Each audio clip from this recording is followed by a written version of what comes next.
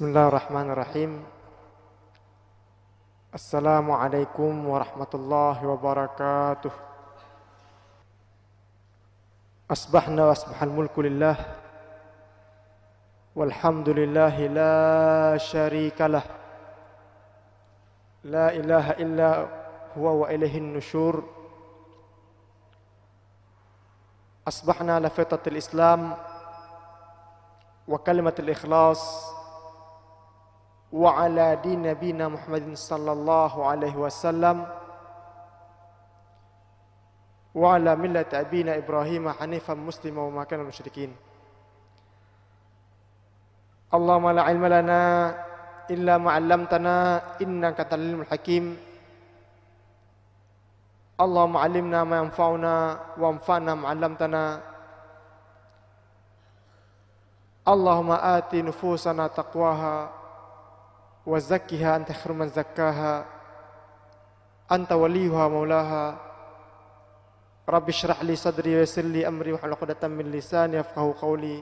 Rabbana zidna ilma warzuqna fahma. Sejenak di pagi yang berbahagia ini dan yang cerah ini, kita lanjutkan kembali kajian yang telah kita sampaikan semalam, bahwa demi keselamatan hidup kita di dunia dan di akhirat, kita perlu menyelamatkan diri kita dan juga perlu menyelamatkan orang-orang terdekat kita, minimal keluarga kita. Itulah inti daripada manifestasi dakwah. Dakwah seperti yang telah kita sebutkan adalah aslih nafsak thumma da'u ghairak. Perbaikilah dirimu sendiri. Diri kita masing-masing kita perbaiki, kita tingkatkan amal ibadah kita. Sembari demikian kita juga terus mengingatkan orang-orang terdekat bersama kita, sehingga kita selamat dan juga keluarga terdekat kita juga menjadi selamat. Hadirin dimuliakan Allah, yang tersebut di dalam surat Wal Asri, bahwa semua manusia akan merugi. Baru selamat daripada kerugiannya kalau dia senantiasa beriman dan beramal salih. Tapi tingkatan orang beriman dan beramal salih itu dia pulang pada dirinya sendiri, hanya untuk menyelamatkan dirinya sendiri. Mesti ada peran sosial, mesti ada peran masyarakat yang harus dia mainkan. Wa tawasau bil haq wa tawasau bis sabr. Setelah dia memperbaiki dirinya sendiri, meningkatkan amal ibadahnya, beriman dan beramal saleh, jangan lupa untuk saling mengingatkan, saling menasihati, saling berwasiat pada kebaikan, pada kebenaran dan pada kesabaran. Jadi itu peran daripada seorang muslim, sehingga dia bisa menyelamatkan dirinya dan juga menyelamatkan orang-orang terdekat. Melanjutkan kajian tadi malam, pagi ini kita akan mengangkat kisah umat daripada kaum Tsamud, umat Nabi Saleh. Ceritanya hampir-hampir sama. Jadi umat Nabi Saleh ini adalah umat yang sungguh luar biasa, hebat, sudah maju, sudah mengenal peradaban, bahkan melampaui mungkin zaman kita sekarang. Dan itu Allah abadikan di dalam Al-Quran surat Wal Fajri. Wa thamudal ladzina jabus sakhra bil wad. Kaum Tsamud itu bisa membangun bangunan tinggi-tinggi, ya, di lembah-lembah daripada bebatuan-bebatuan. Demikian juga dengan peradaban Fir'aun sebelumnya. Kalau kita pergi ke negeri Mesir sekarang masih bertengger kuat, kekar, ya, bangunan-bangunan yang dibangun dahulu sebelum Masehi pada masa Fir'aun. Begitu juga kalau kita pergi ke Jordania, tepatnya di Petra, karena di sini adalah masyarakat Tsamud hidup, kita akan tercengang dan terperangah melihat bagaimana hebatnya umat terdahulu dengan keterbatasan bisa membangun bangunan tinggi-tinggi, megah, kuat-kuat. Tapi sekali lagi ketika mereka ingkar dan kufur kepada Allah, maka tidak berarti segala kemajuan materi yang telah mereka buat. Hadirin yang dimuliakan Allah, tadi sudah kita ceritakan tentang kaum Samud.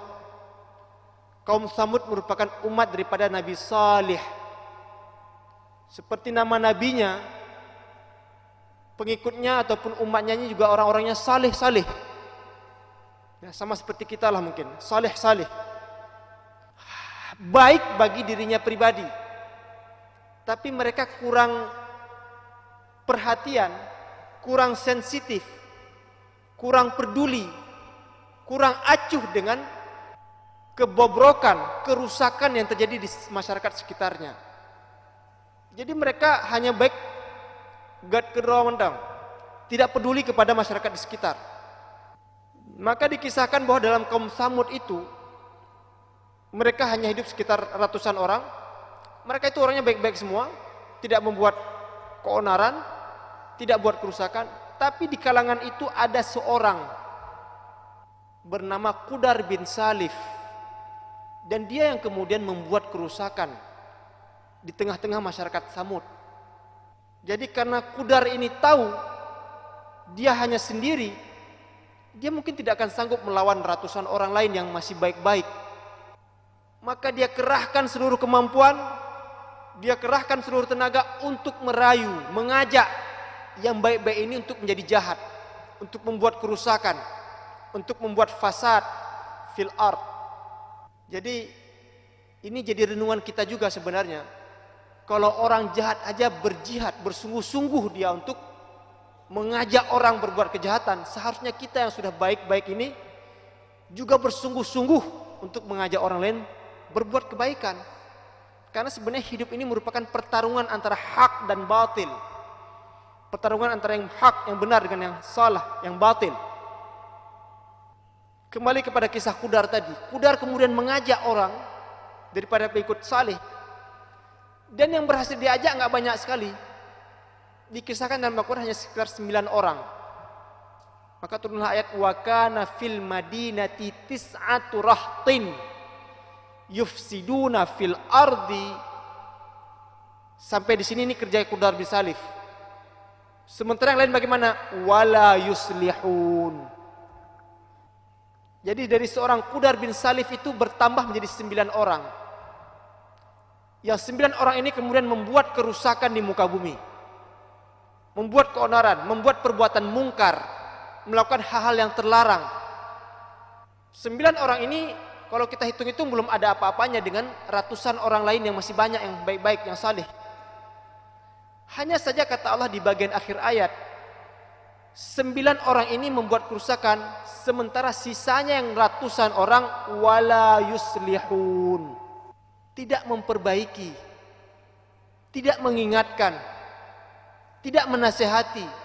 Mereka hanya mementingkan diri mereka saja, acuh tak acuh, tidak peduli dengan kerusakan yang dibuat oleh Qudar bersama pengikutnya. Jadi mereka menjadi salih bagi dirinya, tapi tidak bisa menjadi muslih, memperbaiki masyarakat di sekitar. Hadirin yang dimuliakan Allah. Kemudian salih terus mengingatkan umatnya, berdakwah. Dakwah itu mengingatkan, memperbaiki. Karena itulah inti daripada dakwah. Sampai kemudian karena sudah datang peringatan dari Allah, kaumnya tidak mengindahkan, akhirnya tiba kemudian azab dari Allah, fa'akhadhathumur rajfatu fa'asbahu fi diyarihim jathimin. Maka datanglah kemudian gempa yang maha dahsyat, yang besar sekali. Dan kemudian mereka kaum Samud mati bergelimpangan di bawah runtuhan rumah-rumah mereka sendiri. Apakah kemudian Allah pilih kasih? Oh ini hambaku yang salih, oh ini hambaku yang jahat, oh ini pengikut Qudar bin Salif. Tidak, sama sekali tidak.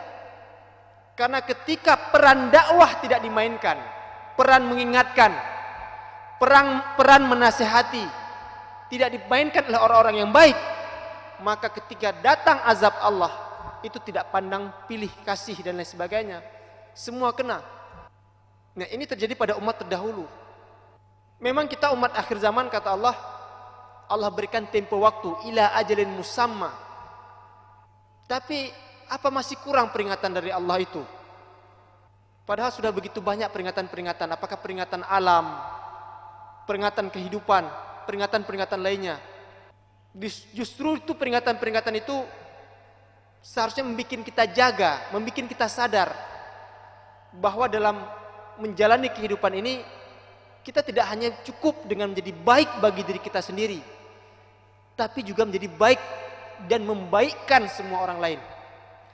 Minimal peran dakwah ini harus kita mainkan, minimal dalam keluarga kita masing-masing dan kaum kerabat terdekat.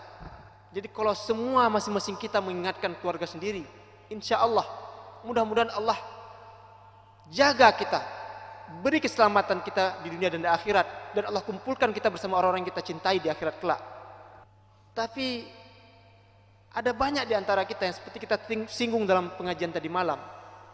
Orang tuanya salih, tapi tiba di anak kemudian, na'udzubillah. Dan kita sudah kisahkan tadi malam, putranya yang membangkang. Nuh sudah mengajak putranya, ayo ikut kapal. Tapi putranya mengatakan, sa'awi ila jabalin ya'simuni minal ma'. Aku akan berlindung, aku akan pergi ke gunung yang tinggi itu, aku tidak akan kena air bah. Tapi Nuh kemudian memanggil lagi, wahai anakku, mari ke sini ikut bersamaku. Qala la 'asimal yauma min amrillah. Pada hari ini tidak ada yang selamat daripada azab Allah.